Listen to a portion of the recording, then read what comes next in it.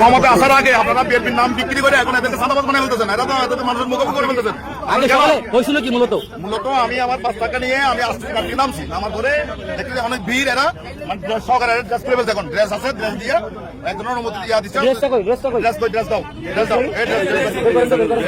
এই যে এই ড্রেস পরে এরা কি লেখা তোলা দেখারি আমি দেখার পরে দাঁড়ান শরী এন্টারপ্রাইজ, হ্যাঁ শেখ কে, শেখ কি নাম দেখি আসাদুজ্জামান।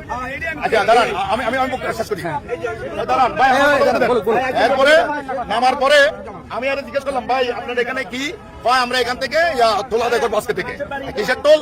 ভাই এরা যারা নিয়ে আসছে আমাদের এখানে টোল মানে করতে হবে।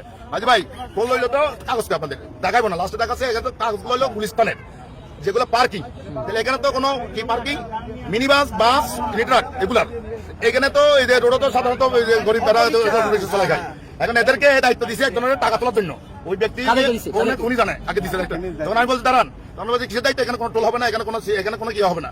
হয় লাস্টে উনি আমার দূরে আপনি কে, আমি ওই যে বলতো আমি কে, আমি তখন আমার পরিচয় আমি দিলাম, দেওয়ার পরে আমার খেলতে এ নাকি তরুণ দল, আমি তরুণ দলের এই যে তরুণ দল অমুক এবং জাতীয় এই যে তরুণ দলের অমুক, হ্যাঁ বিএনপি, তারপরে জাতীয় ঢাকা প্রেস ক্লাব নাকি সদস্য।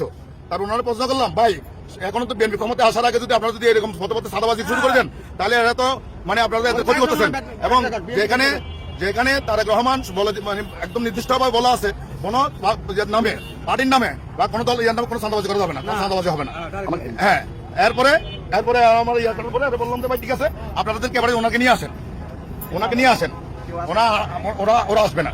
লাস্টে ওরা বললো যে ঠিক আছে ভাই, যখন আমাদের এরপরে এরা এটা ভুল স্বীকার করতেছে না, এরা এদের কথা আমরা ভুল স্বীকার করেন না, 100% উনি বলছে যখন আমরা আইনের বাইরে নাই। হ্যাঁ আমরা অবশ্যই, যেহেতু উনি আমাকে বলছে যে দেখাই দিচ্ছে, আমি সাথে সাথে বলছি কাগজ পরে আসবেন না যে আসছে, আপনার মাথায় লেখা আছে, কিন্তু মাথায় লেখা বলতে মাতাল মানে কি? আচ্ছা আমি বলি আরো এখানে এই যে সিটি টোলের জন্য সাদাবাজ এদেরকে আমি অনেক র্যাব দশ দিয়ে আমি এদেরকে অনেক প্রতিহত থেকে থেকে শুরু করে র্যাব শুনুন না যাত্রা থেকে অনেক এরকম সাদাবাজ আমি কিন্তু মানে নিজের সাল থেকে আমি মানে মুক্ত করছি।